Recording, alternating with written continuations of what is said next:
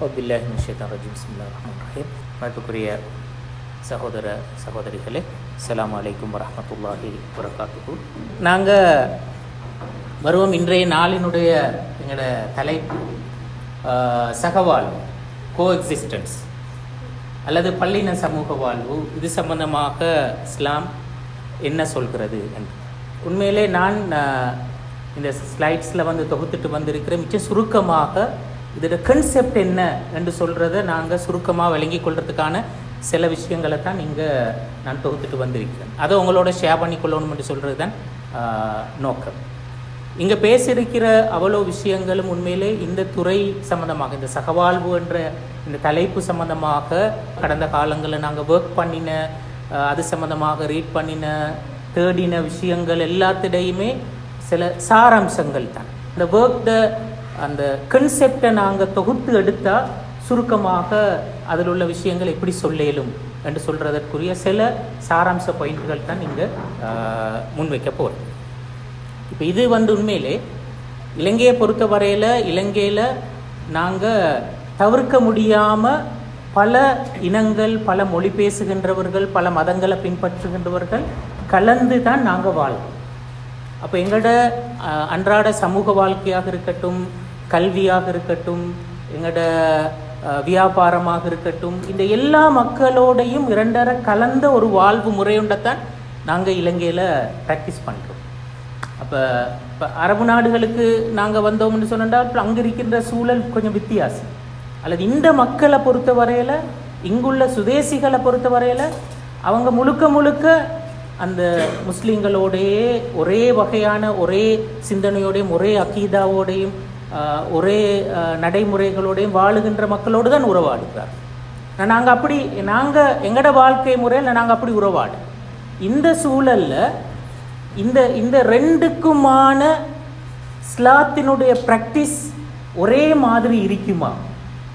100% முஸ்லீம்களோட மட்டும் வாழுகின்ற நேரத்தில் நாங்கள் இஸ்லாத்தை ப்ராக்டிஸ் பண்ணுறதும், முஸ்லீம் அல்லாதவர்கள் என்று சொல்லி ஒரு மிக்ஸ் கம்யூனிட்டியில் நாங்கள் வாழ்கிற நேரத்தில் அங்கே இஸ்லாத்தை ப்ராக்டிஸ் பண்ணுறதும், அந்த சட்டங்களும் எல்லா விஷயங்களும் ஒரே மாதிரி இருக்குமா? வித்தியாசங்கள் வர முடியுமா என்று சொல்கிற இந்த கேள்வியிலிருந்து தான் இந்த சகவாழ்வு என்று சொல்கிற ஒரு கன்செப்டே வருது. இந்த கேள்விக்கு உரிய ஆன்சரை தேடிட்டு போகிற நேரத்தில் தான் இப்படி ஒரு விஷயத்தை பற்றி நாங்கள் பேசுகிறோம். அப்போ இதுதான் இப்படி ஒரு டாப்பிக்கை நாங்கள் இலங்கை போன்ற இடங்களில் அல்லது முஸ்லீம்கள் எண்ணிக்கையில் சிறுபான்மையாக வாழ்கிற நாடுகள், அப்படியான நாடுகளில் இந்த கேள்வி எழுப்பப்படுகிறது. இன்றைக்கு ஐரோப்பிய நாடுகளிலும் இந்த கேள்வி நிறைய எழுப்பப்படுகிறது. அப்படி எழுப்பப்பட்டதனுடைய விளைவில் அதுக்கு வழங்கப்படுகின்ற பதில்கள் என்ன? அப்போ அந்த பதில்களில் ஒரு தொகுப்பு தான் இது சுருக்கமாக நாங்கள் சொன்னோம். இப்போ இதில் உள்ளடக்கத்தில் நான் இப்படி சில விஷயங்களை, சகவாழ்வு என்று சொன்னால் என்ன, சகவாழ்வின் போது எப்படி நடந்து கொள்ளணும், இணைந்த தொழிற்பாடும் அதோட வரையறைகளும் என்ன, சகவாழ்வோட நோக்கம் என்ன, இலங்கை சூழலில் சகவாழ்வு சிந்தனை ஏன் அவசியம் என்று சொல்கிற இந்த விஷயங்களை தான் இதில் சுருக்கமாக பேசுகிறதுக்கு இருக்குது. ஹை, முதலாவது சகவாழ்வு என்று சொன்னால் என்ன? இங்கே இந்த ஸ்லைடில் நான் சொல்லியிருக்கிற ஒரு விஷயம் என்னென்னா, பொதுவாக இன்றைக்கு இந்த சகவாழ்வு என்று சொல்ல, கோ எக்ஸிஸ்டன்ஸ் என்று சொல்ல, இந்த சொல்ல முஸ்லீம்கள், முஸ்லீம் அல்லாதவர்கள் எல்லாருமே பயன்படுத்தக்கூடிய ஒரு சொல். இன்றைக்கி வெஸ்டர்ன் வேர்ல்ட்லேயும் இந்த கோ எக்ஸிஸ்டன்ஸ் என்ற சொல் எல்லாருமே பயன்படுத்துகிறாங்க. இந்த சொல் இன்றைக்கு உலகத்திட பயன்பாட்டில் எப்படி இருக்கிறது என்று போய் பார்த்தா, அது ஒரு பொலிட்டிக்கல் டேர்ம், ஒரு அரசியல் சொற்பிரயோகம். அதாவது இந்த நாடுகள் எல்லாம் எப்படி உருவான ஹிஸ்டரி, இப்போ நாங்கள் ஒரு 100 இயர்ஸுக்கு முந்தி போய் பார்த்தால் இப்போ இருக்கிற நாடுகள் இருந்தனவா? இல்லைதான். நாடுகள் இருந்திருக்கிறான வேற வடிவங்கள், வேற பேர், வேற நில அமைப்புல வித்தியாசம், அப்படித்தானே நாடுகள் இருந்து. இப்போ 100 இயர்ஸுக்கு முந்தி நாங்கள் போய் பார்த்தோம்ல, இப்போ இருக்கிற இந்த கண்ட்ரிஸ் இல்லை, இந்த பௌதீக நில எல்லைகள் கொண்ட நாடுகளாக இருக்கல். அப்போ இப்போ இந்த நாடுகள் தோன்றின நேரத்தில் அந்த ஒவ்வொரு பௌதீக நில எல்லைக்குள்ளாலையும் அகப்பட்ட மக்கள் சில இடங்களில் ஒரே மதத்தை சேர்ந்தவர்கள், ஒரே இனத்தை சேர்ந்தவர்கள், அப்படி இப்படி வந்தது. ஆனால் மிக்ஸ்டான ஆக்களும் வந்தார்.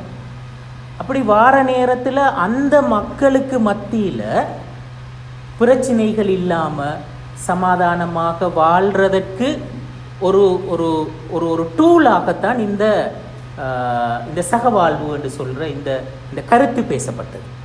அதாவது அப்படி இனங்கள், பல வித்தியாசமான இனங்கள், மதங்களை சேர்ந்தாக்கள், வித்தியாசமான மொழி பேசுகிறாக்கள் ஒரு இடத்துல வாழ்கிற நேரத்தில் முரண்பாடு வரும். அரசியல் கண்ணோட்டத்தில் பார்க்குற நேரத்தில் ஏன்னா யார் ஆட்சிக்கு வர, யாருக்கு உரிமைகள், யாருக்கு கூட, யாருக்கு குறைவு என்று சொல்கிற இந்த கேள்வியெல்லாம் வார நேரத்தில் முரண்பாடு வரும், பிரச்சனை வரும். பிரச்சனையான ஒரு சூழலை ஹேண்டில் பண்ணுறதற்கு சொன்ன ஒரு சொல்யூஷன் தான் என்ன? சகவாழ்வு என்று சொல்கிறோம். அப்போ இன்றைக்கி வெஸ்டர்ன் வேர்ல்டு எல்லாம் இந்த சகவாழ்வு பேசுகிறாங்கன்னா சமூக மட்டங்களுக்குள்ளால முரண்பாடு, சண்டைகள் இருக்கு. சமூகத்துக்கு சமூகம், மதங்களுக்கு இடையில மோதல்கள், பிரச்சனை இருக்கு. அப்போ இந்த மோதல் பிரச்சனைக்கு நாங்கள் என்ன சொல்யூஷன் என்று பேசுகிற நேரத்தில் தான் இந்த சகவாழ்வு என்ற கருத்தை பேசினாங்க. அப்போ ஒரு பிரச்சனையான சூழலில் ஒரு ஒரு சுமூகமான நிலைமையை ஏற்படுத்துறதுக்கு சொல்லப்பட்ட ஒரு தீர்வு தான் சகவாழ்வு என்று சொல்கிறது தான் இன்றைக்குள்ள இந்த பொலிட்டிக்கல் கண்ணோட்டத்தில், அரசியல் கண்ணோட்டத்தில் சகவாழ்வு அப்படி தான் விளங்கப்படுத்துவார். ஆனால் இஸ்லாத்தினுடைய பார்வையில் சகவாழ்வு என்று சொல்கிறது இப்போ இன்றைக்கு உலகத்தில் பேசுகிற அதே கருத்தை தான் இஸ்லாமும் சொன்னதான். இஸ்லாம் சகவாழ்வு என்று சொல்கிறத எப்படி பேசுகிறது என்று சொல்கிற நேரத்தில் அந்த கருத்தை விளங்குறதுக்கு நாங்கள் இஸ்லாம் சொல்கிற ஒரு முக்கியமான 3 பேசிக் ஐடியாஸை நாங்கள் விளங்கிக்கிறோம். அதில் முதலாவது ஒரே மனித மூலமும் மனித சகோதரத்துவமும் என்று சொல்கிற இந்த பேஸ் இஸ்லாம் வலியுறுத்துகின்ற ஆக முக்கியமான கன்செப்டுகளில் ஒன்று, முழு மனித சமூகமும் ஒரே மூலத்திலிருந்து தான் தோற்றம் பெற்றது என்று சொல்கிறோம். ஆதம்லிருந்து தானே முழு மனித சமூகமும் தோற்றம் பெற்றது.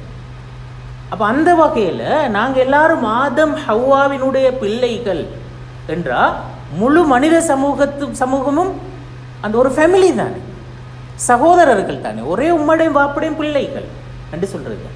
அப்போ அங்கே வித்தியாசமான நிறங்களும் மொழிகளும் மதங்களை பின்பற்ற என்று சொல்கிறதெல்லாம் காலப்போக்கில் தோன்றியது. ஆனால் மனிதன் என்ற வகையில் எல்லாரும் ஒரே ஃபேமிலி தான், நாங்கள் எல்லாரும் இரத்த உறவு கொண்டவர்கள் தான். இது இஸ்லாம் வலியுறுத்துகின்ற ஒரு அடிப்படையான விஷயம். அப்போ நாங்கள் ஒரே ஃபேமிலி, மனிதர்கள் ஒரு குடும்பத்தை சேர்ந்தவர்கள், சகோதரத்துவ உறவு அவர்களுக்கு மத்தியில் இருக்கிறது. ஏனென்றால் மூலம் ஒன்று, ஒரே மூலத்திலிருந்து தான் வந்திருக்கிறோம் என்று சொல்றது. இது நாங்கள் குர்ஆன் வலியுறுத்துகின்ற ஒரு அடிப்படையான விஷயம். இந்த குர்ஆன் வசனம் எல்லாம் அந்த கருத்தை தான் வலியுறுத்துகிறது. யா அய்யுஹன் நாஸ் இத்தகூ ரப்பக்கும் அல்லதீ ஹலகக்கும் மின் நஃப்ஸின் வாஹிதா வஹலக மின்ஹா ஸௌஜஹா வபஸ்ஸ மின்ஹா ரிஜாலன் கஸீரன் வனிஸா. மனிதர்களே, உங்களுடைய இரட்சகனை நீங்கள் பயந்து கொள்ளுங்கள். அந்த இரட்சகன் யாரு? அல்லதீ ஹலகக்கும் மின் நஃப்ஸின் வாஹிதா, ஒரே ஆன்மாவிலிருந்து தான் அவங்கள படைச்சான். அப்போ ஒரு மூலத்திலிருந்து தான் அவங்கள படைச்சான். வஹலக மின்ஹா ஸௌஜஹா வபஸ்ஸ, அந்த மூலத்திலிருந்து தான் ஜௌஜ், அதுக்குரிய துணை படைக்கப்பட்டது, சோடி படைக்கப்பட்டது. அந்த ரெண்டிலிருந்தும் வபஸ்ஸ மின்ஹா ரிஜாலன் கஸீரன் வனிஸா, அதிலிருந்து தான் எல்லா ஆண்களையும் பெண்களையும் பரவ விட்டான் என்று சொல்லி அந்த வசனம். அப்போ அந்த ஒரு மூலத்திலிருந்து தான் நாங்கள் தோற்றம் பெறுவோம். அடுத்து இந்த ஹதீஸ் ஒன்று வருகிறது என்னென்னு பாருங்க. என்றால் அன்னாசு பனு ஆதம் வஹலகல்லாஹு ஆதம் மின் துராப், எல்லா மனிதர்களும் ஆதமுடைய சந்ததிகள். ஆதம் அல்லாஹ் மண்ணிலிருந்து படைச்சான் என்று சொல்லி. அப்போ அங்கேயும் அந்த மூலம் ஒன்று என்று சொல்கிறதும், ஆதம்லிருந்து எல்லா சந்ததிகளும் தோற்றம் பெற்றன என்று சொல்கிற அந்த பேசிக்கான அந்த ஐடியாவை குரான் சொல்லி. அப்போ நாங்கள் முதலாவது எக்ஸெப்ட் பண்ண வேண்டிய ஒரு ஒரு ஒரு ஒரு விஷயம், நாங்கள் மனிதன் என்று சொல்கிற அந்த பேஸ் ஒன்று தான். அது குர்ஆன் வலியுறுத்துக்கின்ற ஒரு அடிப்படையான ஒரு உண்மை. அது முதலாவது. ரெண்டாவது, மத இன மொழி சமூக வேறுபாடு அதை அங்கீகரித்து வாழ்றது என்று சொல்றது. இது அல்லாஹ்வுடைய ஏற்பாடு என்று சொல்றது. இப்ப மதங்கள், வித்தியாசமான மத நம்பிக்கைகளோடு மக்கள் இருக்கிறார்கள் என்று சொல்வது, இன ரீதியான வேறுபாடு வித்தியாசங்கள் இருக்கின்றன என்று சொல்றது, மொழி வித்தியாசங்கள் இருக்கின்றன என்று சொல்றது, சமூக வித்தியாசங்கள் இருக்கின்றன என்று சொல்றது. இந்த வேறுபாடு என்று சொல்றது உலகத்தில் அல்லாஹு தாலா வைத்திருக்கிற ஒரு நியதி அது. இப்ப நாங்களாக பிரிச்சு கொண்ட விஷயங்களா? மொழி வித்தியாசம் என்று சொல்றது, நிறம் வித்தியாசம் என்று சொல்றது, இப்ப அந்த நாங்க ரேஸ் என்று சொல்லுவோமே, இன ரீதியான அந்த அந்த வேறுபாடு என்று சொல்றது, இதெல்லாம் நாங்க உருவாக்கி கொண்டதில்லை. இந்த டைவர்சிட்டி என்று சொல்றது அதை இந்த இந்த மக்காசிது ஷரியா துறை சார்ந்த அறிஞர்கள் சொல்வார்கள் என்றால், டைவர்சிட்டி என்று சொல்ற விஷயத்தை எக்ஸெப்ட் பண்ற என்று சொல்றது அது இஸ்லாத்திட மக்காசிதுகள் உண்டு, இஸ்லாத்திட அடிப்படையான ஒப்ஜெக்டிவ்ஸ்ல உண்டு. டைவர்சிட்டியை நாங்க எக்ஸெப்ட் பண்ணினோம்டா தான் எங்களுக்கு அடுத்த ஸ்டெப் மூவ் பண்ணல. நாங்க இந்த பன்முகத்தன்மை என்று சொல்லி ஒன்று இல்லை, பலது இல்லை, ஒன்று மட்டும்தான் என்று சொல்லி நாங்க அப்படி விவாதிக்க போனோம் என்று சொன்னா நாங்க இந்த இந்த உலகத்துல ஒரு ஒரு சமூக வாழ்க்கை ஒன்று சாத்தியப்படாது. இப்போ சமூக வாழ்க்கை ஒன்றை சாத்தியப்படுத்தணும்டா இந்த பன்முகத்தன்மையை நாங்க கண்டிப்பாக அங்கீகரிக்க வேண்டும் என்று சொல்லி, இப்போ இதுவும் குர்ஆன்ல வலியுறுத்தப்பட்ட விஷயத்தான். வமின் ஆயாத்திஹி கல்குஸ் ஸமாவாத்தி வல் அர்த் வக்திலாஃபு அல்சினதிக்கும் வ அல்வானிக்கும் இன்ன ஃபீ ذلك லஆயாத்தின் லில் ஆலிமீன். அல்லாஹு தாலாவினுடைய அத்தாட்சிகள்ல ஒன்றுதான் வானங்கள் பூமி இவை படைக்கப்பட்டதும், அதே மாதிரி இஹ்திலாஃபு அல்சினத் உங்களுடைய மொழி வித்தியாசப்படுதல், நிறம் வித்தியாசப்படுதல் என்று சொல்றது அல்லாஹ்ட அத்தாட்சி. அப்படின்னா அல்லாஹ்ட ஏற்பாடுகள், அல்லாஹ்வே பிளான் பண்ணின விஷயம்தான் இந்த வேறுபாடு என்று சொல்றது. இப்போ வித்தியாசம் இருத்தல் என்று சொல்றது அல்லாஹ்வினுடைய ஏற்பாடு இந்த உலகத்தில். அப்ப எங்கட வேலை என்ன? அல்லாஹ்ட ஏற்பாடுனா அதை எக்ஸெப்ட் பண்ணணும்னா இதுதான் ரியல், இப்படித்தான் இருக்கிறது, இப்படி இருக்க கூடாது என்று சொல்லி நாங்க பேசினோம். அப்பதான் நாங்க அல்லாஹ்ட ஏற்பாட்டுக்கு சேலஞ்ச் பண்ற ஒரு விஷயம் நடக்குது. அப்ப அதை எக்ஸெப்ட் பண்ணு, அங்கீகரித்து வாழுதல் என்று சொல்றதுதான் அதுல முக்கியமான விஷயம். அடுத்தது மூன்றாவது அடிப்படை, அல் அர்து அர்துல்லாஹ். இந்த பூமி முழுமையாக அல்லாஹ்வினுடையது தான். இந்த பூமியை படைச்சது யாரு? அல்லாஹ். அல்லாஹ் தான் அதுக்கு சொந்தக்காரன். இந்த முழு பூமியும் அல்லாஹ்வினுடைய பூமி. அப்ப அந்த வகையில இது முஸ்லிம் பூமி, இது காஃபிர் பூமி, இது அவண்ட பூமி, இது எவண்ட பூமி என்று சொல்றது அல்ல. பேஸ் அடிப்படை என்ன? முழு பூமியும் அல்லாஹ்வினுடையது. பூமி அல்லாஹ்வினுடையது என்று சொன்னா நாங்க எந்த இடத்திலையும் யாரோடையும் எந்த சமூகத்தோடையும் நாங்க வாழ, எல்லா இடமும் அல்லாஹ்வினுடையது தான். நான் பூமியிட எந்த இடத்திலையும் வாழுவது அல்லாஹ்வால் அங்கீகரிக்கப்பட்ட ஒரு விஷயம் தான். எனக்கு பக்கத்தில் யாரு இருக்கவும் முடியும், யாருக்கு பக்கத்திலையும் நான் இருக்க முடியும், அது அல்லாஹ்வால் அங்கீகரிக்கப்பட்ட விஷயம் தான். ஏன்னா இந்த முழு பூமியும் அல்லாஹ்வினுடையது. அப்ப நான் எங்கேயுமே இருக்கேன். அதைத்தான் இந்த குர்ஆன் வசனம் சொல்றால், அலம் தகுன் அர்துல்லாஹி வாசிஅ ஃபதுஹாஜிரு ஃபீஹா. அல்லாஹ்ட பூமி விசாலமா இல்லையா? நீங்க விரும்பின இடத்துக்கு போகேன். இந்த அல்லாஹ்ட பூமி விசாலமானது. அப்ப நான் ஒரு 4 முஸ்லீம் இருக்கிற இடத்துல மட்டும்தான் இருக்கணும், அப்படி இல்லாத ஒரு இடத்துல நான் இருந்திடப்படாது என்று சொல்ற ஒரு விதியை உண்டு குர்ஆன் எங்களுக்கு சொல்லல. அப்ப நாங்க புரிஞ்சு கொள்றேன், முழு பூமியும் அல்லாஹ்வினுடையது. அப்ப நான் எங்கேயும் யாருடனும் எப்படி நான் இருக்கேன். அதான் அதுல நான் விளங்கிக் கொள்ற ஆக முக்கியமான விஷயம். அப்ப இது மூன்றாவது விதி. அப்ப இந்த 3 விதிகளையும் சேர்த்து நாங்க அந்த 3 டாட்ஸையும் கனெக்ட் பண்ணி பார்த்தோம்னா, அப்ப இஸ்லாம் சொல்ற லைஃப் ஸ்டைல், வாழ்வொழுங்கு எப்படியானதாக இருக்கு. நாங்க முஸ்லீம்கள் என்பதனால் நாங்க ஓரிடத்தில் தனித்து ஒதுங்கினவர்களாக இருக்கின்ற வாழணும் என்று சொல்வதைத்தான் இந்த 3 விதிகளும் எங்களுக்கு சொல்கின்றனவா என்றா? கண்டிப்பாக அப்படி. இந்த 3 விதிகளும் எங்களுக்கு வேறொரு மெசேஜை தான் சொல்கிறது. அந்த கருத்தின் அடிப்படையில் அந்த 3 விதியையும் பேஸ் பண்ணி நாங்க சகவாழ்வு என்றால் என்ன என்ற கருத்தை எப்படி சொல்லும். இதில் நான் சொல்லிக்கிறேன், இந்த வசனங்கள் நான் முதல்ல வாசிக்கிறேன். இஸ்லாமிய பார்வையில் சகவாழ்வு என்பது முரண்பாடுகள் உள்ள சூழ்நிலைக்கு சொல்லப்பட்ட தீர்வு அல்ல. அப்ப ஏற்கனவே நாங்கள் ஃபர்ஸ்ட்டுக்கு சொன்னோம் என்னண்டா, இன்றைக்கு உள்ள பொலிட்டிக்கல் டேர்ம்ல சகவாழ்வு என்று சொல்றது முரண்பாடான சூழலுக்கு சொன்ன ஒரு சொல்யூஷன். ஆனா இஸ்லாத்தினுடைய பார்வையில சகவாழ்வு என்பது அப்படி பார்க்கல. பிரச்சனை இருந்தாத்தான் இப்படி ஒரு ஒரு ஒரு வாழ்க்கை முறை தேவை என்றல்ல இஸ்லாம் சொன்னது. பிரச்சனை இருந்தோ இல்லையோ இஸ்லாம் சொன்ன அடிப்படையான வாழ்க்கை முறை என்ன? அல்லாஹு தாலா இயல்பாகவே மனித வாழ்வை பல்லினங்கள் கலந்து வாழும் ஒழுங்கிலேயே வடிவமைத்துள்ளார். பிரச்சனை இருந்தோ இல்லையோ, அல்லாஹ் இந்த மனுஷ வாழ்க்கை எப்படி அமையணும் என்று எதிர்பார்த்தான்? பன்முகப்பட்டதாக, எல்லாரும் மிக்ஸ்டான ஒரு வாழ்க்கை முறை ஒன்றுதான் இருக்க வேண்டும் என்று சொல்வதைத்தான் அல்லாஹு தாலா எதிர்பார்த்தான். பல்வேறுபட்ட சமூகங்களும் வேறுபாடுகளை அங்கீகரித்து தனித்துவங்களை பேணி வாழும் ஒரு வாழ்வு முறையே சகவாழ்வு. அப்ப வித்தியாசமான பல சமூகங்கள், அவங்களுக்கு இடையில வித்தியாசங்கள் இருக்குமே. இப்ப வித்தியாசத்தை அங்கீகரிக்கிறது ஒன்று, அதே நேரத்தில் நான் கரைஞ்சி போகணுமா? ஏண்ட தனித்துவத்தை நான் பேணிக்கொள்ள முடியும். ஏண்ட தனித்துவம் இது என்பதை அவன் அங்கீகரிக்க வேண்டும். அதே மாதிரி அவனுடைய தனித்துவம் எது என்பதை நானும் அங்கீகரிக்க வேண்டும். அவனுடைய இடத்துல அவன் இருக்க முடியும், என்னுடைய இடத்துல நான் இருக்க முடியும். குர்ஆன்ல முஸ்லிம் அல்லாதவர்களுடன் உறவாடலை பத்தி சொல்ற, லக்கும் தீனுக்கும் வலிய தீன் என்ற ஒரு விஷயம் சொன்னதான். அதாவது உங்களோட மார்க்கம் ஒன்று இருக்கிறது, அது உங்களுக்குரியது, அதுல நாங்க தலையிட வரல. அதை பிரச்சனைக்குரியதாக, அதை பயங்கரவாதமாக, அதை சிக்கலுக்குரியதை நாங்க பார்க்கல. அதே மாதிரி எங்களுக்குரிய ஒரு தீன் உண்டு இருக்கு, அந்த தீனை நாங்க பிராக்டிஸ் பண்றோம். அது உங்களோட இதேங்க, உங்களோட மார்க்கம் ஒன்று இருக்கவே கூடாது என்று நாங்க சொல்றது இல்லை. அப்படி சொல்லக்கூடாது. உங்களோட மார்க்கம் இருக்கலாம், அதே மாதிரி எங்களோட மார்க்கம் இருக்குது. இது என்னுடையது, அது உங்களுடையது. அப்ப இதை எக்ஸெப்ட் பண்ணி ஏண்ட தனித்துவத்தை நான் பாதுகாத்து கொண்டு வாழக்கூடிய ஒரு வாழ்வு முறையைத்தான் நாங்க சொல்லுவோம் சகவாழ்வு. இதுதான் இஸ்லாமிய கண்ணோட்டத்தில் நாங்க சகவாழ்வு என்று சொல்றதுனூடாக விளங்கிக் கொள்றோம். இப்ப சகவாழ்வின் போது எப்படி நடந்து கொள்ளணும்? இதுதான் சகவாழ்வு என்று சொன்னா, அப்ப அதுல சில அடிப்படையான பண்புகள், நடத்தைகள் நாங்க சகவாழ்வை பேணி வாழ்றோம் என்று சொல்ற நேரத்துல கட்டாயம் இருக்க வேண்டிய விஷயம்.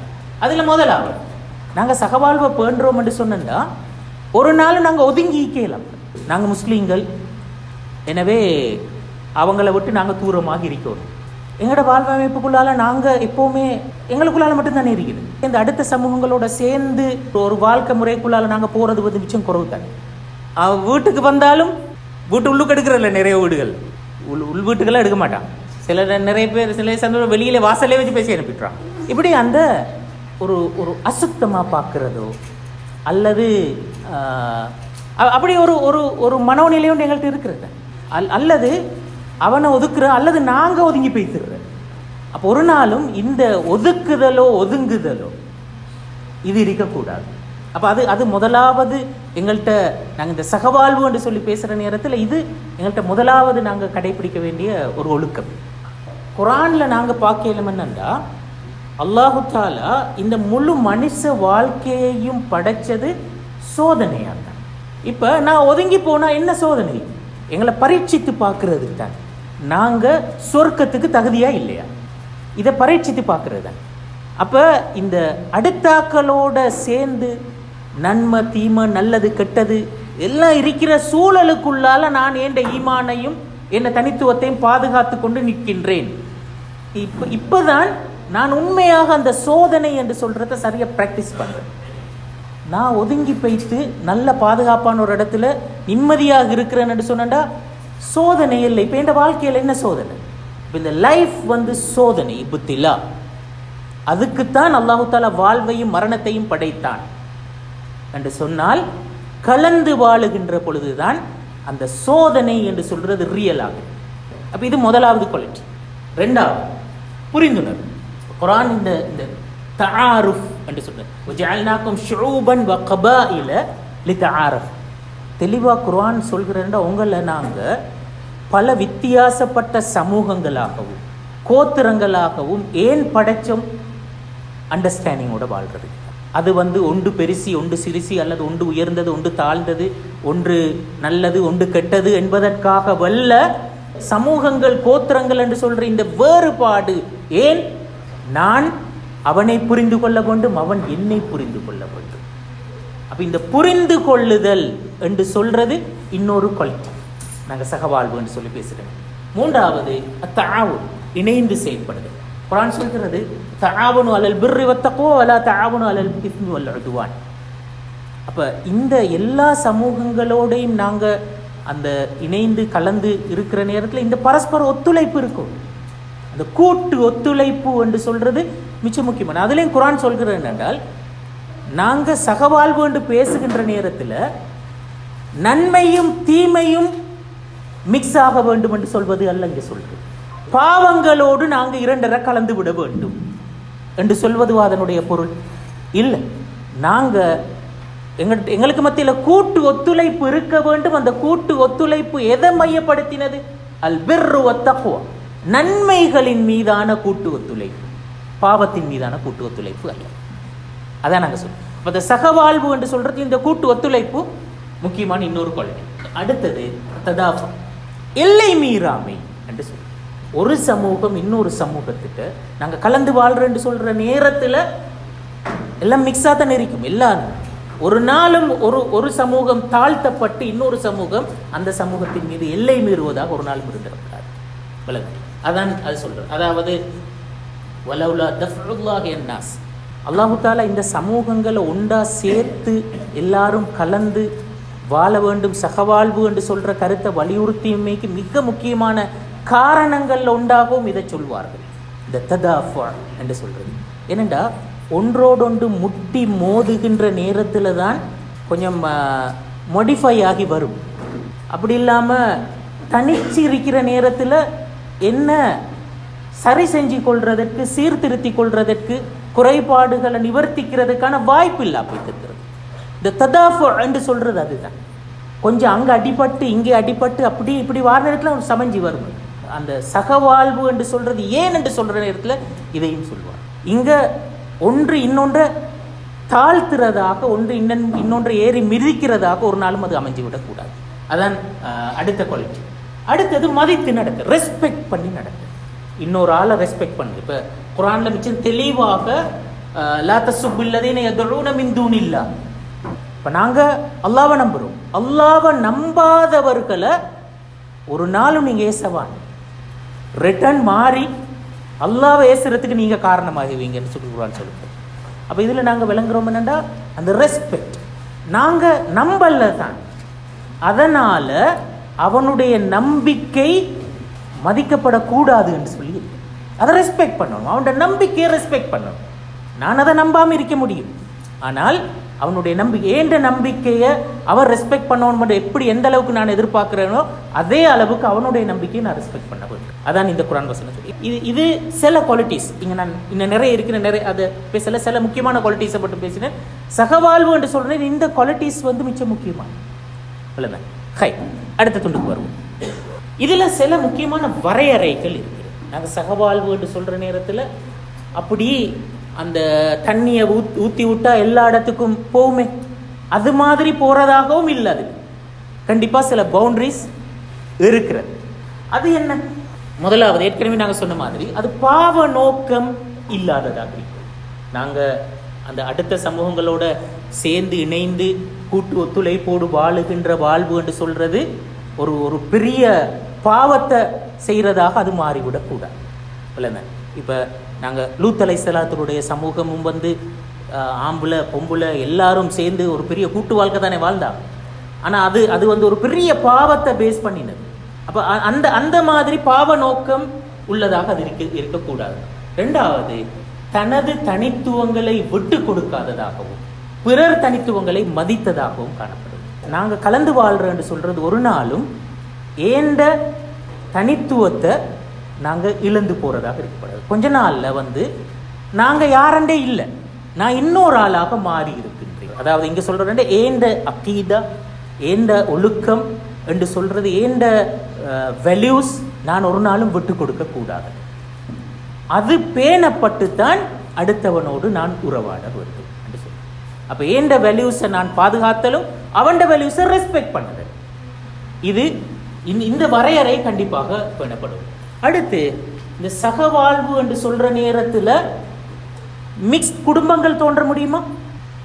அது சகவாழ்வுல வலியுறுத்தப்படல் இல்லைன்னா. குடும்பம் என்று சொல்றது அது அந்தந்த நம்பிக்கை சார்ந்தது.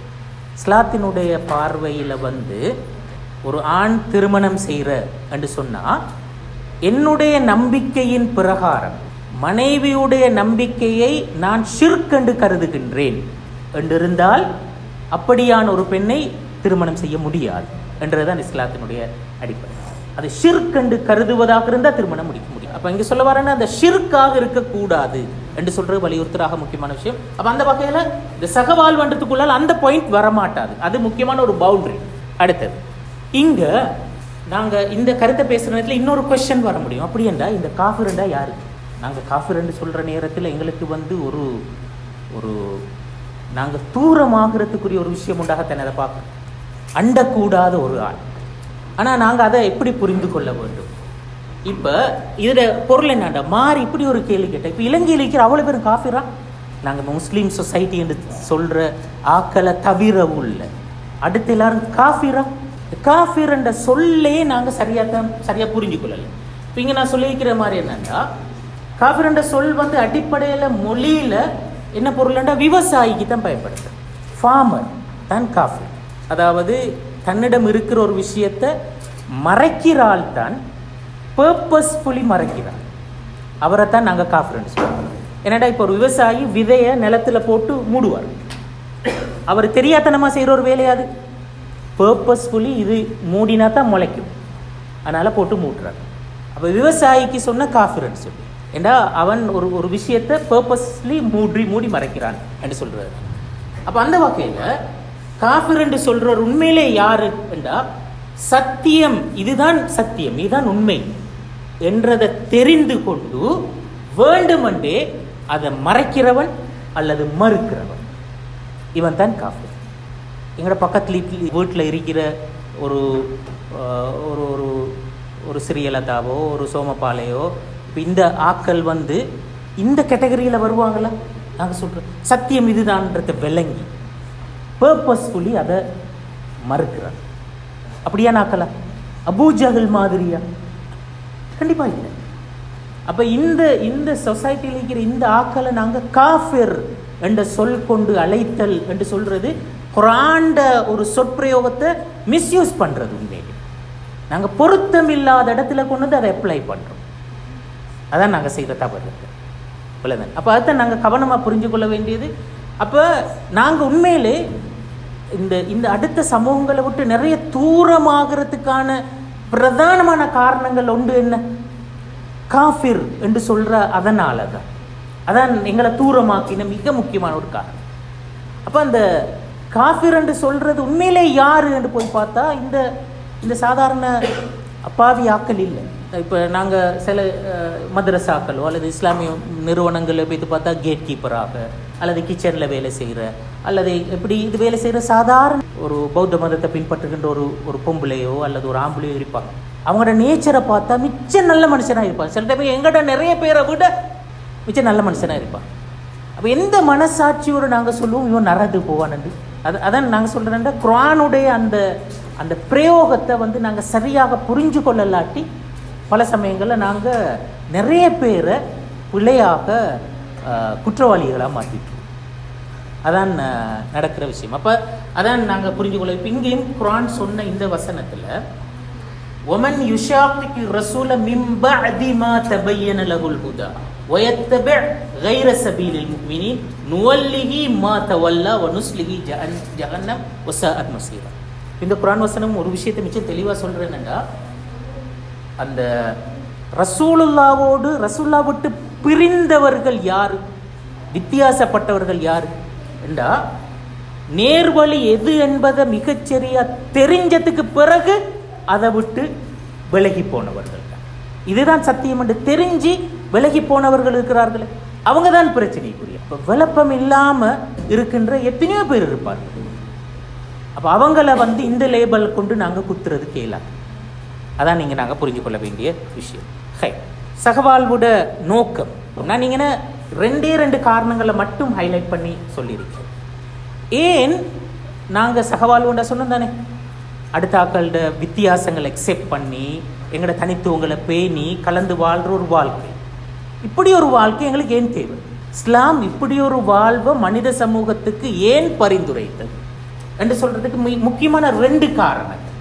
ஒன்று முஹிம்மத்து இமாரத்துல் அர்த் என்று சொல்றது, அதாவது இந்த பூமியை அபிவிருத்தி செய்கின்ற பணி.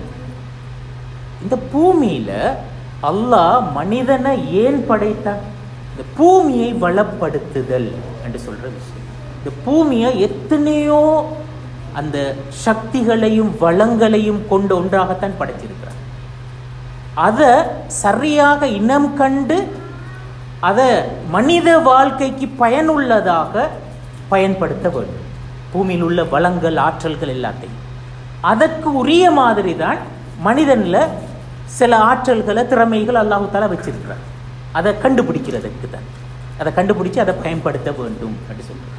அப்போ இந்த உலகத்தில் உள்ள எல்லா நாலேஜும் சரி, எல்லா ஆற்றல்களும் சரி, இந்த எல்லா விஷயங்களும் இந்த பூமியை மனித வாழ்க்கைக்கு பயனுள்ளதாக பயன்படுத்துதல் என்று சொல்றோம். அதை நாங்கள் இமாரத்துல் அர்த்ன்னு சொல்றோம். உலகத்தில் இந்த பணியை குர்ஆன் முஸ்லிமுக்குரிய பணியாக மட்டும் ஒரு நாளும் சொன்னது. இந்த பணி மனிதனுக்குரிய பணி, மனித சமூகத்துக்குரிய பணி. அது முஸ்லிம் அல்லாதவர்கள் எல்லாருக்குமான பணியாகத்தான் இமாரத்துல் அர்த் என்று சொல்ற விஷயத்தை சொல்லுது. ஏனென்றா அல்லாஹு தஆலா உலகத்தில் எந்த ஒரு மனிதனையும் பதராக படைச்சு, பதரண்டா விலங்கு தானே, நெல்லில் பதரண்டு சொன்னா உள்ளுக்கு அரிசி இல்லாதது, அதான அப்பிரயோசனம் என்று சொல்றது தானே. மனிதர்களில் யாரேனும் பயனற்றவர் என்று சொல்ற ஒருத்தர் இருக்கிறார்? அல்லாஹு தஆலா எந்த படைப்பையும் வீணாக படைக்கல. இந்த உலகத்தை ஆய்வு செஞ்சு பார்க்கிற ஒருத்தர் என்ன சொல்லுவான்னு குர்ஆன் சொல்ற, ரப்பனா மஹலக்த ஹாதா பாத்திலா, யா அல்லாஹ் இந்த உலகத்தில் எதையுமே நீ நோக்கம் இல்லாம வீணாக படைக்கல என்று சொல்லுவார். அப்ப எங்கட ஆய்வு எங்க போய் முடியும்டா ஒரு பிரமிப்புல தான் போய் முடியும் என்றதை தான் அந்த குர்ஆன் வசனம் சொல்றது. அப்ப அதுல நாங்க விளங்குறோம் என்னண்டா, இந்த மனிதர்கள்ல எதுவுமே வீண் இல்லை, எதுவுமே பதறி. ஒவ்வொரு மனிதனுக்கும் அடுத்த மனிதனை விட்டு வித்தியாசப்பட்ட ஒரு ஆற்றல் கண்டிப்பாக கொடுக்கப்பட்டிருக்கிறது. அதை அவன் என்ன செய்யணும், அதை சரியா அடையாளம் கண்டு அதை இந்த உலகத்துக்கு மனித வாழ்வுக்கு பயனுள்ளதாக அவன் பயன்படுத்த வேண்டும். அது முஸ்லிமும் சரி, முஸ்லிம் அல்லாதவன் எல்லாருக்கும் உரிய பணியாகத்தான் அல்லாஹ் தஆலா சொல்லுகிறார். அப்ப இது நாங்க இந்த கூட்டு வாழ்வு ஒன்று ஏன் தேவை என்று சொல்ற நேரத்தில் சொல்லப்படுகின்ற முதலாவது நோக்கம். ரெண்டாவது நோக்கம் ஏற்கனவே நான் சொன்னது, அந்த சுன்னத்து ததாஃபு என்று சொல்றேன். நாங்க தனித்து ஒரே ஜாதி ஆக்கள் இருந்தால், வித்தியாசங்கள் இருக்கிற நேரத்தில் தான், வித்தியாசங்களான பல அம்சங்கள் ஒரே இடத்தில் இருக்கிற நேரத்தில் தான் ஒன்றோடொன்று உராய்கின்ற நேரத்தில், சந்திக்கின்ற நேரத்தில், மோதுகின்ற நேரத்தில் இதெல்லாம் நடந்து ஒவ்வொன்றும் மெச்சுவர்டாக வந்துடுவோம். நாங்கள் சாதாரணமாக நீங்கள் இந்த பிள்ளை வளர்ப்புலையே ஒரு பிள்ளையோட மட்டும் நிப்பாட்டி கொள்ளப்படாத, ஏன் சொல்கிறேன், உங்களோட பிள்ளைக்கு பார்ட்னர் வேணும். உங்களோட பிள்ளைக்கு விளையாடுறதற்கு, ஒரு கருத்தை பரிமாறுறதற்கு, சண்டை பிடிக்கிறதற்கு எல்லாத்துக்கும் இன்னொரு பார்ட்னர் வேணும். அப்படி இருந்தால் தான் அந்த பிள்ளைகிட்ட மெச்சூரிட்டி வளரும், இல்லாட்டி வளராது. தனியாக ஒரு வீட்டுக்குள்ளே அடுத்த வீட்டோட பிள்ளையோட பேசாமல் கதைக்காமல் யாரோடையும் விளையாட போகாமல் வளர்க்குற புள்ள நீங்கள் நினைக்க வேணும் நல்ல ஆளுமையை கொண்ட பிள்ளையாக வரும் மனுஷன். கண்டிப்பாக அப்படி நடக்காது. அப்போ அந்த அந்த பார்ட்னர் வேணும். அப்போ தான் அவங்க சண்டை பிடிக்கணும், அவங்க முரண்படணும், அவங்க அன்பை பரிமாறிக்கொள்ளணும். எல்லாம் மிக்ஸாக நடக்கிற நேரத்தில் அந்த மெச்சூரிட்டி வருது. இது உலகத்தில் உள்ள ஒரு நியதி. இது தனி மனுஷனுக்கும் பொருந்தும், இது சமூகங்களுக்கும் பொருந்தும். அதனால தான் இந்த சக வாழ்வு என்று சொல்றது ஒரு வாழ்வு முறையாக இஸ்லாம் சொல்றது. அது மட்டுமல்ல, இன்னொரு விஷயம் உண்டுகிறேன்டா, நான் ஒரு முறை மொரோக்கோக்கு போயிருந்த நேரத்தில், இப்போ ஸ்ரீலங்கா பற்றி நான் பேசுகிறேன், அப்போ அவங்க மொரோக்கோ பற்றி அப்படி பேசி கொண்டிருக்கிற நேரத்தில் அவங்க சொன்னாங்கடா, மொரோக்கோ கிட்டத்தட்ட 95% முஸ்லிம்ஸ், ஒரு சின்ன பர்சன்டேஜ் ஜூஸ் இருக்கிறாங்க, 95% நாங்கள் முஸ்லீம் ஆகிக்கிறோம்னு சொல்லி அது பெருமையாக சொன்னாங்க. நான் சொன்னேன், நாங்கள் 10% தான் முஸ்லீம் ஸ்ரீலங்கா. நான் சொன்னேன்டா, எங்களுக்கு வருஷத்துக்கு கிட்டத்தட்ட ஒரு 25-30 வித்தியாசமான கொண்டாட்டங்கள். உங்களுக்கு அப்படி எத்தனை கொண்டாட்டம் வருது? ஈதுல் ஃபித்ர், ஈதுல் அல்ஹாவை தவிர நீங்கள் அந்த என்ஜாய் பண்ணுறது வேறு என்ன? ஆனால் நாங்கள் என்ஜாய் பண்ணுறதுக்குன்னு சொல்லி எத்தனையோ விஷயமே. வெசக் வந்தாலும் நாங்கள் அதில் போய் பார்க்குறதுக்கு, அது என்னது தேடி இது பண்ணுறதுக்கு, அப்படி ஒரு என்ஜாய்மெண்ட்டுக்கு ஒரு ஒரு விஷயம் உண்டு அதில் இருக்கு. அடுத்தடுத்த சமூகங்களோட வித்தியாசங்கள், அவங்களோட கொண்டாட்டங்கள், அவங்களோட வாழ்க்கை முறைகள், அவங்களோட உணவு, இந்த மாதிரி விஷயங்கள் எல்லாமே எங்களுக்கு புதிய அனுபவங்கள் தான். அந்த மாதிரி எந்த வேறுபாடும் இல்லாமல் இதனாலும் ஒரே இப்படி தான் உங்களோட லைஃப் ஸ்டைல். ஆனால் எங்களோட லைஃப் ஸ்டைல் அப்படி இல்லை, வெரைட்டிஸ் இருக்குது. நான் சொல்றேன், அப்போ உங்களோட வாழ்க்கை சிறந்தது, எங்களோட வாழ்க்கை சிறந்தது. நான் சொன்ன சிறுபான்மையாக இருத்தல் என்று சொல்றது ஒரு நாளும் பலவீனம் அல்ல, ஒரு நாளும் அது தனிமை அல்ல. நாங்கள் கொஞ்சம் தான், ஆனால் நாங்கள் எல்லாரோடையும் கலந்து நிறைஞ்சி வாழ்கிறோம். நீங்கள் நிறைய பேர் இருக்கிறீங்க, ஆனால் எந்த புதுமையும் இல்லாமல் வாழ்கிறீங்க. அப்போ இந்த இந்த இந்த வித்தியாசம் இருக்கிறது. இப்படியான ஒரு ஒரு ஒரு ஒரு உண்மையும் இந்த சமூக வாழ்க்கைக்குள்ளால், இந்த சகவாழ்வுக்குள்ளால் இருக்கு. அடுத்து இலங்கையில் இந்த சகவாழ்வு ஏன் தேவை? இலங்கையை பொறுத்தவரையில் இது சம்பந்தமாக நாங்கள் நிறைய பேசியிருக்கிறோம். நான் 2 பாயிண்ட்டை மட்டும் இங்கே சொல்கிறேன். முதலாவது, இலங்கையில் முஸ்லீம்கள் சிறுபான்மையாக தான் நாங்கள் வாழ்றோம். நாங்கள் 10% தானே, 10%. ஆனால் இலங்கை முஸ்லீம் சிறுபான்மைக்கும் ஐரோப்பிய முஸ்லீம் சிறுபான்மைக்கும் இடையில் ஒரு அடிப்படையான வித்தியாசம் இல்லை. ஐரோப்பிய முஸ்லீம் சிறுபான்மை அதோட ஃபர்ஸ்ட் ஜெனரேஷன், இப்போ செகண்ட், தேர்ட், ஃபோர்த், அப்படி ஒரு 5வது ஜெனரேஷன் இப்போ அதில் சில வித்தியாசங்கள் இருக்கிறது. ஆனாலும் ஜென்ரலாக ஐரோப்பிய முஸ்லீம் சிறுபான்மையை பொறுத்தவரையில் அவங்க அரபு நாடுகள்லேருந்து குடிபெயர்ந்தவர்கள். அவங்களுக்கு சொந்த நாடுன்னு சொல்லி ஒண்டிக்குது, அது வாழப்போன நாடு. அவங்க அங்கே க்ரீன் கார்டு எடுத்துப்பாங்க, சிட்டிசன்ஷிப் அப்படியெல்லாம் சில டைமுக்கு இருக்கும். ஆனாலும் பிரச்சனை ஒன்று வந்தால் ஓடி வாரத்துக்கு இன்னொரு நாடு ஒண்டி. இலங்கையோட முஸ்லீம் சிறுபான்மை அப்படியா? இல்லை, நாங்கள் அங்கேயே பிறந்து அங்கேயே வளர்ந்து அதுதான் எங்களோட சுதேச பூமி. அதுதான் நாங்கள் வேறொரு இடத்திலிருந்து குடிபெயர்ந்து வந்தவர்களா இலங்கைக்கு?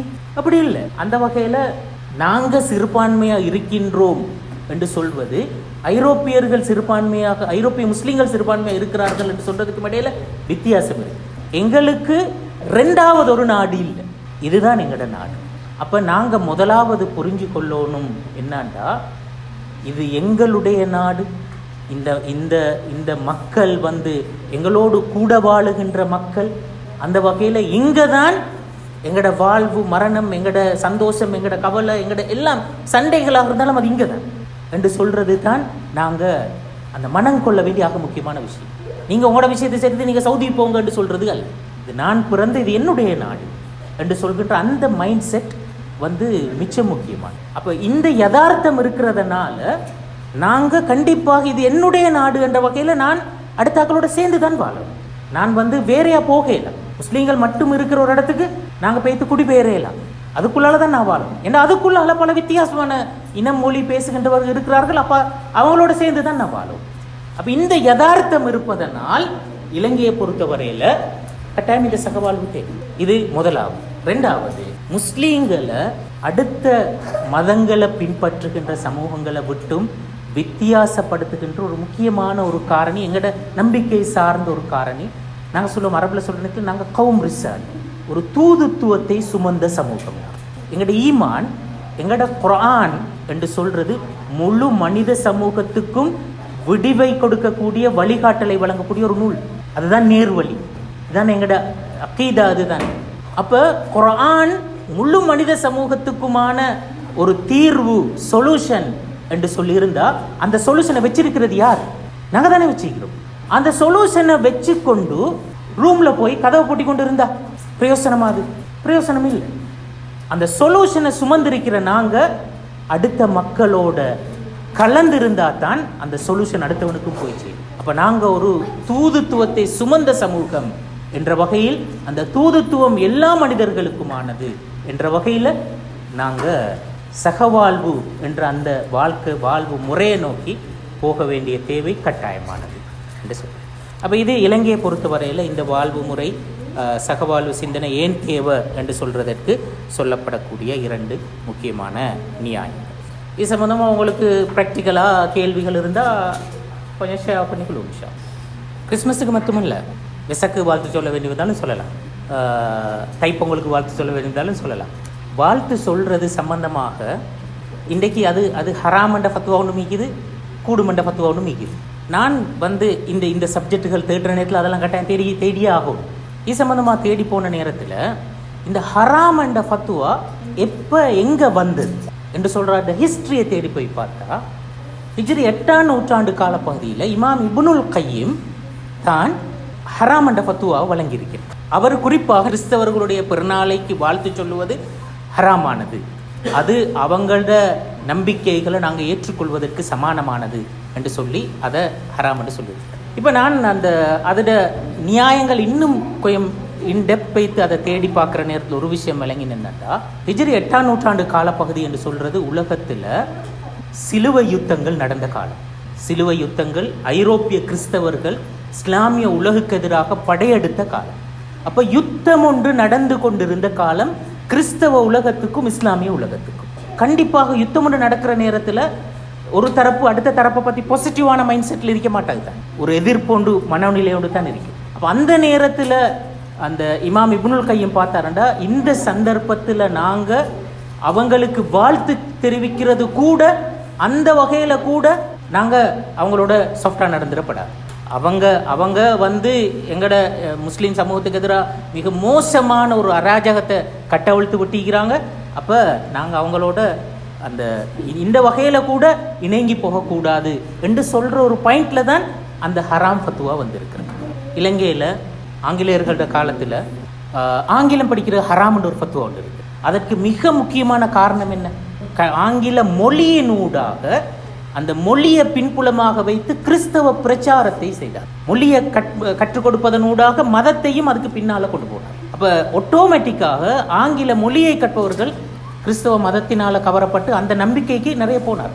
அப்போ பெரிய பெரிய பௌத்த மத தலைவர்கள் எல்லாம் கிறிஸ்தவ மதத்துக்கு அந்த நேரம் மாறினார். அப்போ அந்த நேரத்தில் ஏன் அவங்க அந்த ஆங்கிலம் படிக்கிற ஹராம்னு சொன்னார்கள்? இந்த நியாயத்தினால். இப்போ அதே ஃபத்துவாவை எங்களுக்கு ஆங்கிலம் படிக்கிற ஹராமன்றதை சொல்லலுமா? இப்போ சூழல் மாறிட்டு. அப்போ அந்த காலத்தில் இமாம் இப்னுல் கையம் அதை ஹராம் என்று சொல்வதற்கு அந்த நேரத்தில் இருந்த யுத்த சூழல் ஒரு முக்கியமான காரணமாக இருக்குது. இன்றைக்குள்ள சூழல் அப்படியா இருக்கு? இன்றைக்குள்ள சூழல் அப்படி இல்லை. அப்போ அது ஒரு குறிப்பிட்ட சூழல்ட தேவைக்கு வழங்கப்பட்ட ஃபத்துவாவை ஒழிய ஜென்ரலாக வழங்கப்பட்ட ஒரு ஃபத்துவா ஒன்று அல்ல. அந்த வகையில் நவீன காலத்தில் அநேகமானவர்கள் பேசுகிறார்கள் என்னென்னா, நாங்கள் சாதாரணமாக அடுத்த சமூகங்களோட நாங்கள் கலந்து வாழ்கிறேன்னு சொல்லி நாங்கள் சொல்கிற இந்த சகவாழ்வுன்னு சொல்லி இதுதான் பேசிக்கான வாழ்வு முறை. அப்போ ஒருத்தர் அடுத்தவரை பார்த்து சந்தோஷப்படுவார்கள், ஒருத்தர் அடுத்தவரை வாழ்த்துவார், இது பண்ணுவார். இதெல்லாம் இயல்பான விஷயம். இந்த இயல்பான வாழ்வு முறை தான் இஸ்லாம் பேசுகின்ற அடிப்படையான வாழ்வு முறை. அப்போ அந்த வகையில் நாங்கள் தாராளமாக வாழ்த்து சொல்லலாம். அவனுடைய ஒரு சந்தோஷத்தில் நான் ஒரு பங்குதாரராக மாறுறேன்னு சொல்கிறதுல எந்த பிரச்சனையும் இல்லை. அதனூடாக நாங்கள் அந்த மதத்தை ஏற்றுக்கொள்கிறோமா? அப்படி நாங்கள் ஏற்றுக்கொள்ள அதை நாங்கள் அவங்களுக்கு அது வணக்கம் என்று சொல்லி இருந்தாலும் அந்த வணக்கத்தை நாங்கள் செய்கிறோமா? இல்லை, நாங்கள் செய்யலை. இன்னொரு மனிதனுடைய வணக்கத்தை அது அவனுடைய வணக்கம் என்று சொல்கிறத நான் எக்ஸெப்ட் பண்ணுறதுல எந்த பிரச்சனையும் இல்லை. அதே வணக்கத்தை நான் நம்பி நானும் அதை செய்ய முற்பட்டனு தானே அது அப்போ தானே அது ஷிர்கா மாறும். அது உன்னுடைய வணக்கம், அது உனக்கு நல்லது, நீ என்ஜாய் பண்ணு என்று சொல்கிறதுல எந்த விதமான பிரச்சனையும் எங்களோட நம்பிக்கைக்கு அது எந்த விதத்திலையும் பாதிப்பு ஏற்படுத்துகிற ஒரு விஷயமும் இல்லை. அந்த வகையில் கிறிஸ்மஸுக்கு வாழ்த்து சொல்கிறது மட்டுமல்ல, வெசாக்குக்கு சொல்லலாம், நீங்கள் சிங்கள பெருநாளைக்கு, இவர் நிறைய சந்தர்ப்பங்களுக்கு வாழ்த்து சொல்கிறது, தீபாவளிக்கு வாழ்த்து சொல்கிறது. இப்போ சோஷியல் மீடியாவில் தவிர்க்கலாம் எக்கச்சக்கமாக அது நடந்துட்டு இருக்குது. நீங்கள் ஃபத்துவா கேட்டோ இல்லையோ, யாரும் ஃபத்துவா சொன்னோ இல்லையோ, ஆக்கள் வாழ்த்திட்டு தான் இருக்கிறாங்க. அவங்களோட சாப்பாட்டில் எங்களுக்கு சாப்பிட்றதுக்கு ஹராம் என்று சொல்கிற விஷயம் எது? அதாவது ஒரு கிறிஸ்தவரோ ஒரு யூதரோ அல்லது ஒரு பௌத்தரோ அவங்க சமைச்சது என்பதனால் மட்டும் ஒரு சாப்பாடு எனக்கு ஹராம் ஆகுமா? கண்டிப்பாக ஹராம். அது பன்றி இறைச்சியாக இருந்தால் சாப்பிடலாம். இப்போ எங்களுக்கு பொதுவாக அந்த ஹராமாக்கப்பட்ட அந்த வடிவங்கள் இருக்கின்றனவே, அது அல்லாத அந்த வடிவங்கள் அல்லாத எந்த உணவும் தாராளமாக சாப்பிடலாம். அதில் எந்த பிரச்சனையும் இல்லை. நான் எது எல்லாம் சாப்பிட மாட்டேன், அது நான் சாப்பிடாததை அவங்க தந்தாலும் நான் சாப்பிட தேவையில்லை. இல்லைங்க, அடிப்படையில் யார் சமைச்ச சாப்பாடும் ஹலாலானது தான். போதுமாண்ணா?